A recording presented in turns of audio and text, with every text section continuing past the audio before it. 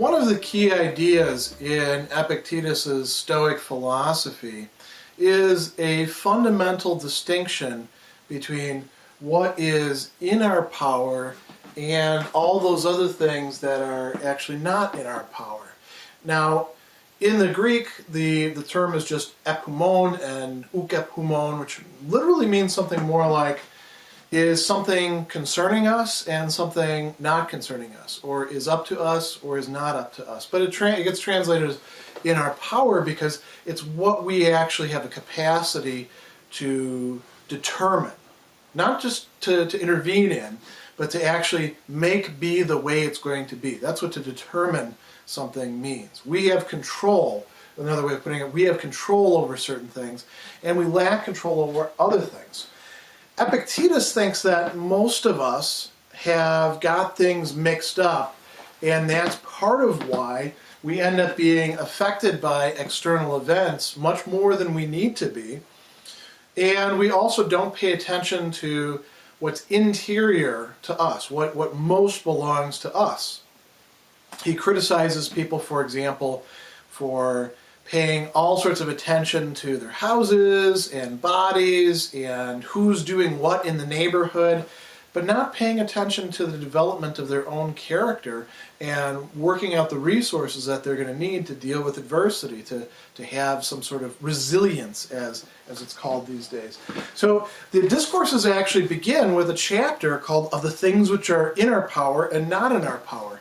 And then he goes into this discussion about the ruling part, and I'm going to actually skim through that fairly quickly.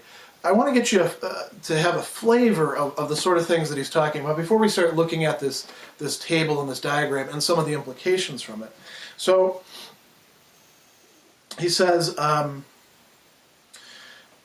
he's talking about what we can actually change, what we can be affected by, what we're able to do without hindrance. He says, what says Zeus? He's imagining he's talking to God. Epictetus, if it were possible, I would have made both your little body and your little property free and not exposed to hindrance. But, now be not ignorant of this. This body is not yours. We think of our bodies, I'll come back to this in a moment, we think of our bodies as being most what we are. But from the Stoic point of view, the body, although it's important, he's not saying that there's something wrong with the body, it really isn't who or what we are. We're our, as he calls it, rational faculty or our moral purpose. These turn out to be the same thing. He says, be not ignorant of this. This body is not yours. It is just clay finely tempered. It's just meat. It's just bones and sinew and nerves. Since I was not able to do for you what I've mentioned, I've given you a small portion of us, this faculty of pursuing an object and avoiding it, this faculty of desire and aversion. And in a word, the faculty, when he's talking about faculty, means ability of using the appearances of things. And if you take care of this faculty and consider it your only possession, you will not be hindered. You will never meet with impediments. You will not lament. You will not blame. You will not flatter any person. He goes on and he talks about all the different sorts of things that can happen to us. And the Stoics said, well, those things are actually indifferent. They're neither good nor bad. And some of these are pretty extreme. Must I then alone have my head cut off? You know, people were getting their heads cut off in executions in ancient Rome, depending on who the emperor was, sometimes pretty frequently. And he says, what, would you have all men lose their heads that you can be consoled? What then should a man have in readiness in such circumstances? What else than what is mine and what is not mine? Permitted to me and what is not permitted to me? I must die. We don't control death.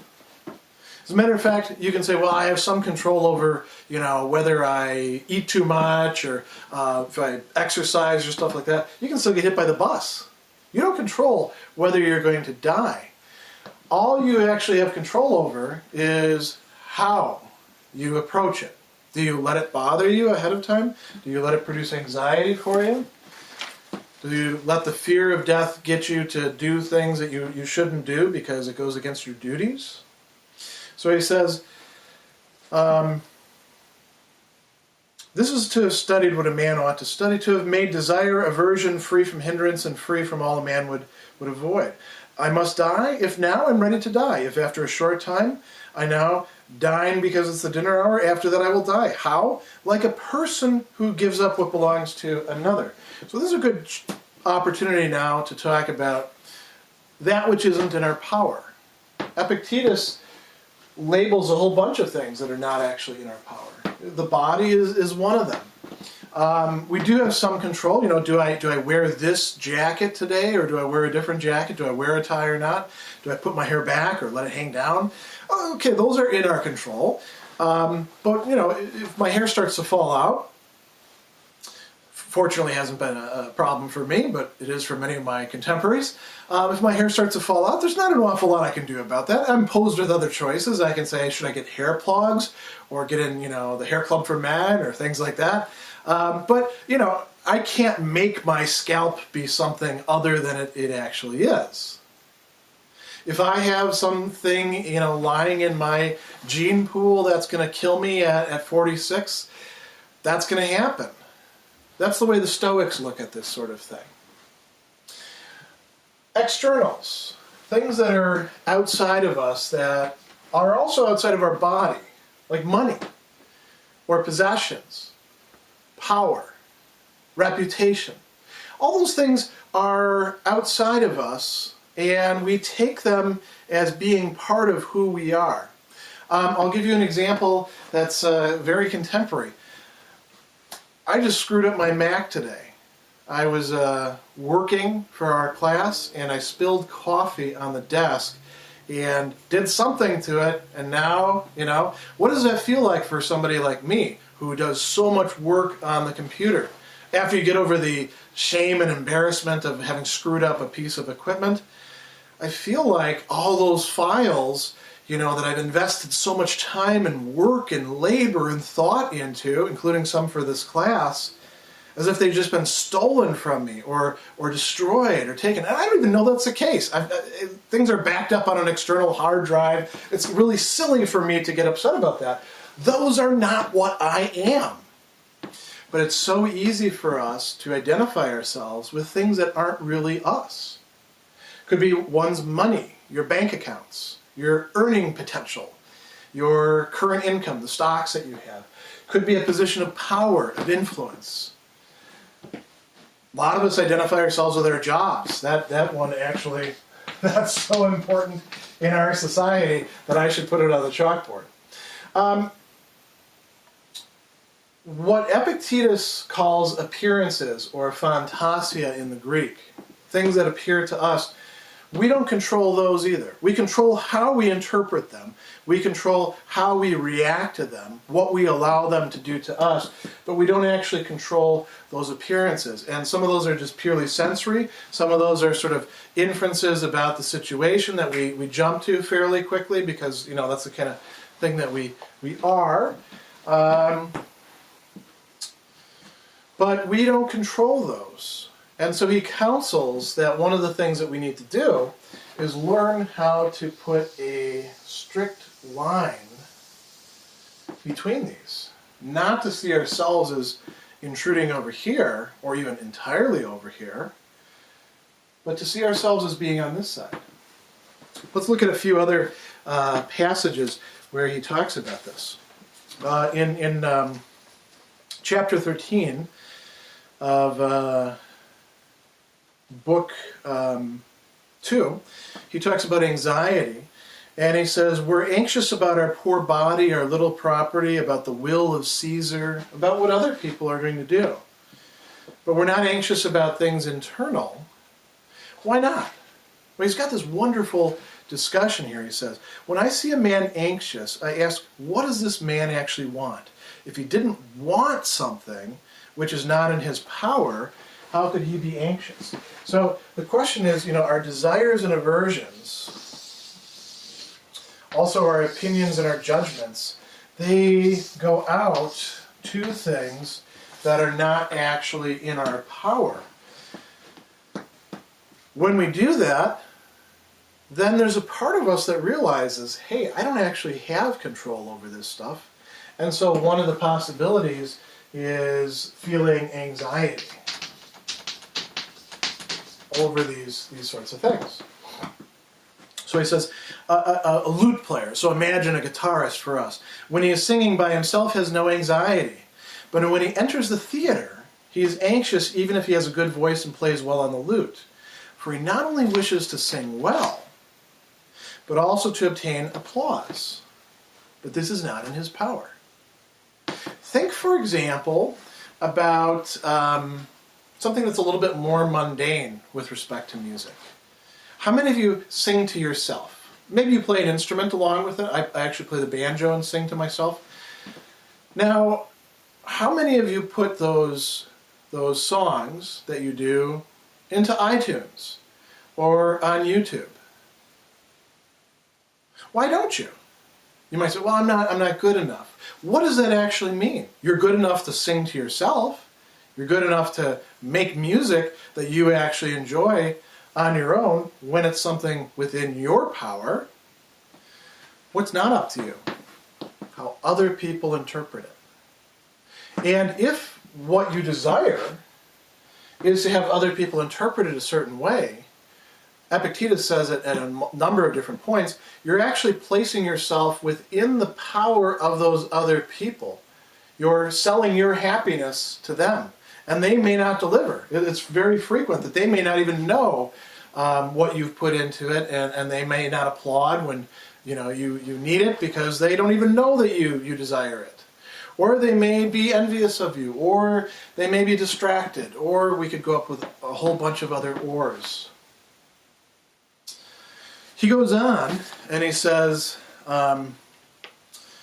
where the person has skill, there they have confidence. And skill is up to us. He says, in the matter where a man knows nothing and has not been practiced, there he's anxious. So once you start to become conscious of this side over here, you actually could become anxious about this. Until you start to realize these things actually are in our control. Now's a good time for us to actually talk about what some of these things are.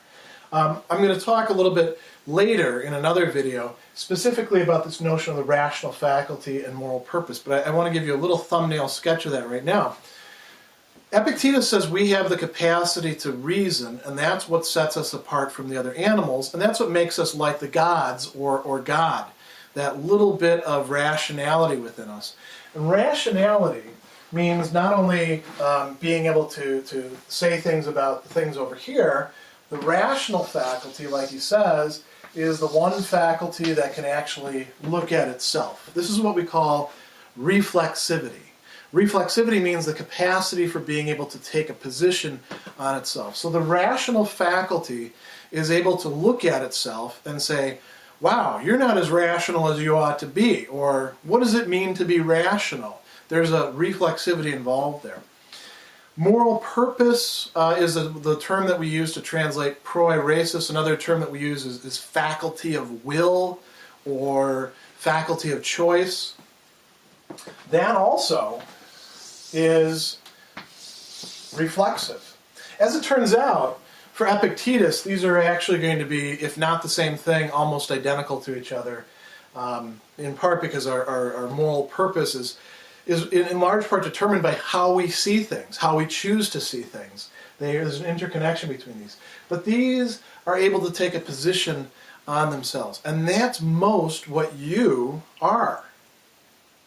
You're not your possessions. You're not your body. You're not what place you have in society. You're not your skin color. You're not your gender. All of those are sort of luck of the draw. Fate gave those to you, or chance, or whatever. Instead, what you are is this. But you're not just this. We also have desires and aversions. Desires for certain things. And the reason why we desire them is we see them as goods, he says, over and over again. That's a matter of the rational faculty. Perhaps we're wrong about what we see as goods. Perhaps if we think that jobs are the most important thing in the world, maybe those desires aren't going to get satisfied, especially in this economy. Aversions are the opposite of desires. We have an aversion. You know, for instance, I could put this chalk in my mouth and chomp on it. I'm not going to do that. You know why? Because I've already done it when I was a kid, and I know I don't like it. Aversion is against something, and we're averse to all sorts of things, like thinking about death, or calamities, or other people saying mean things about us, or bad things happening to our body, or spending money, or losing money. We have control, Epictetus thinks, over those. That's a radical idea. This notion that we don't just have desires and aversions, because we all experience that we do have them, but we actually have control over them. Not immediate control. If you're desiring something and you've already got a bad habit, for instance, myself with coffee, I drink coffee every single day. I've used this as examples in many other classes. You can't just turn it off and say, don't desire coffee anymore. But you can change your habits over time because you are a rational creature, because you can make choices about your own life, your own character, your own freedom, your own habits. You also can do that with what you think, your opinions and your judgments. So Epictetus will say, for example, that losing money is not really a bad thing. It's our opinion that it's a bad thing that makes it a bad thing to us. And we can change our point of view. And these go sort of hand in hand, desires and aversions and opinions and judgments. Let's take a look at some other things that he talks about here. In chapter 22, which we've already looked at in another video, he says, education is learning how to adapt the natural precognitions, or pre-grasps, to the particular things conformably to our nature, and then to distinguish which things are in our power and which things are not. In our power, he says, are will and acts which depend on the will. Things not in our power, and he gives you the same sort of listing again: body, parts of the body, possessions, parents, brothers, children, country, what's going to happen with our country, what's going to happen with our state. That's really up to how other people choose to use their own will. It's not entirely up to us. You could say the same thing about any institution that you identify with. Many of you identify with your college or with your hometown or with something else, but you don't really have control over that. If they act badly, does it really reflect on you? Epictetus would say, no, not if you didn't involve yourself in that choice. He goes on and he says, generally all whom we live with in society. And then he asks, to what kind of things should we adapt ourselves? To the things that are in our power. And here's where it gets a little bit tricky. Now I want to raise an issue that students will, every time that I bring this up, students will always say, but wait a second. I do have control over my body. What if I choose to eat healthy? Isn't that making a choice that has something to do with the body? It is in my power to some extent. Other people, how do they perceive me? Well, if I act like a jerk to them, they're probably going to perceive me like a jerk. I can act nice to them and they may still treat me like a jerk, but I can do something about it, can't I? So that's one issue. Do we have any control over this stuff over here? Or is Epictetus right in saying that these things are not in our power? The other thing comes from the evaluations that we're talking about. Now, Epictetus is going to say that what's actually good or bad lies on this side. What does that mean? That means that the things on this side are actually what the Stoics call indifferent or neutral. They're neither good nor bad. Now, that's a hard idea to swallow, isn't it? That the body is neither good nor bad. The condition your body's in is neither good nor bad. And he's going to modify this a bit in this chapter 22. So he says, is not health a good thing, and soundness of limb and life, and are not children and parents and country? Who will tolerate you if you deny this? It's a common sense sort of thing, right? Being healthy is good. So he says, let us then transfer the notion of good to these things. Is it possible when a man sustains damage and not obtain good things that he can be happy? No, that's not possible. Can he maintain towards society a proper behavior? Not in that case. So he says, it's to my interest to have an estate and land. It's also in my interest to take it from my neighbor. If we're just going to make it a matter of interest, then that's where we're going to place the good. That's where we're going to place good and evil.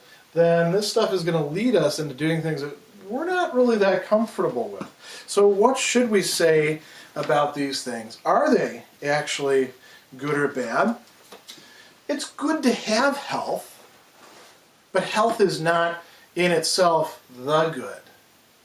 It is bad to suffer disease, but it's not as bad as our attitude about the disease or our desires that we might have that are inordinate with respect to that.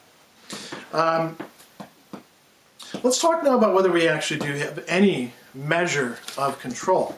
This is Book 2, Chapter 5, where he's talking about how great-souledness or magnanimity is consistent with actually paying attention to things. Here he makes a key distinction. He says, things themselves are indifferent, but our use of them is not. It's not indifferent. So he says, should we use these things carelessly? No, we shouldn't. That's bad for the faculty of will. To be careless about our health, our body, just because the body itself is not the thing that we actually have the most control over, and other things can interfere with that, that's not actually good over here. We do have complete control over what we do over here, what we choose to do, how we use the things over here, our desires, our aversions, our opinions, our judgments, our overall fabric of character or our mindset. So he says, we should act carefully because the use is not indifferent. The things themselves are indifferent. The use itself is not indifferent. And we should act with firmness and freedom from perturbations because the material is indifferent. For where the material is not indifferent, this stuff over here, nobody can prevent me from doing what I need to do. If I decide I want to be a good person, if I decide I want to improve myself, if I decide I want to develop some sort of freedom from desires that I find are actually bad desires or aversions that I think are setting me back and causing me trouble, nobody can keep me from doing that. That's up to me. So he says, where I can be hindered and compelled, the obtaining of those things is not in my power. Can other people interfere with us? Can events interfere with us over here? Think about your body again. I make all sorts of resolutions to start walking regularly, and I could, make myself do that. I've got bad knees, though. Do I control whether my knees begin to hurt or not? I suppose I could take painkillers, but that's just sort of masking the problem, right? Eventually, the world itself is deciding some of the stuff on this side for us. That means that these things should be regarded as indifferent. He says, nor is it good or bad. The use that we make of it is good or bad, and the use is in my power. So he says, I can choose, for example, if I'm going on a sea voyage, if I'm trying to transport some property, I can choose the master of the ship. I can choose the sailors. I can choose the day, the opportunity. Then comes a storm. I can work to make my body as healthy as possible, and then I can get hit by the bus, or walk into a manhole, or get mugged. I can do things to make sure that I'm not poor. That I can actually, when it comes to jobs, you don't want to be a fatalist about jobs in this economy and say, well, there's nothing I can do about jobs. No, you can apply for jobs. You can develop, the kind of resume that might actually get you hired. You can show up to the interview on time, dressed well, not drinking, things like that, right? But even then, that doesn't mean they're going to hire you. That's up to other people. That's up to something that you don't have control over. The appearances that we are constantly getting coming towards us, telling us about the world that we're living in, we choose the uses that we make of them. He compares this to playing ball. The Greeks used to like to throw balls around just like we do. And he says, no one cares about the ball being good or bad, but about throwing it and catching it. It's therefore, in this therefore is the skill, the art, the quickness, the judgment, so that if I spread out my lap, I may not be able to catch it, and another, if I throw, may catch the ball. And then he talks about good ball players actually are focused not on things that are not essential. They're focused on actually doing something with the ball, he says. These are the things that Socrates was playing with, but he did play and he threw the ball skillfully. We should employ all the care of the players. That's what we have control over. All the care of the players, but show the same indifference about what happens. He's not saying we shouldn't do good things. He's not saying that we shouldn't make ourselves better people. But he's saying that we don't have control over the results, because other things can intervene. So he says, we ought by all means to apply our art to some external material, not valuing the material, but whatever it may be, showing our art in it. When you've received the material, work on it. So if you're given a good position, you don't say, oh, well, it's totally indifferent to me. I'm going to, leave and not do anything because I want to go up to the mountainside and be a Stoic sage. Stoic sage is the person who actually says, all right, how can I do my job? How can I fulfill my role the best ways possible? And there's criteria that he gives for that. What else do we need to say about this? He talks about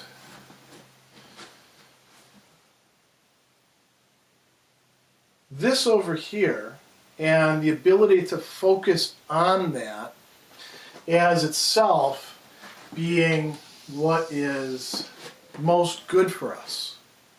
So what we're striving to do, if we understand things from this Stoic perspective that Epictetus is providing us with, what we would try to do is focus on this side and try to improve this side as much as possible. The good news about that is nobody else can keep us from doing that. The bad news about that is nobody else can make us do that. There's no program, there's no mentor, there's no class you can take that is automatically going to pan out. No pill you can take that's going to improve this part of your life. This has to be a conscious choice that you make over and over and over again with this part of you. And that choice is in part a reflexive one to make that part what really governs your life, where you really put your value, where you find what's good or bad, insofar as you haven't progressed as far as you want, and you detach yourself, at least as far as holding these things to be good or bad. You treat them as indifferent. Doesn't mean that you don't engage with them, doesn't mean that you don't plan, but it means that you adopt the right perspective of mind that understands this division between what is in our power and what is not in our power.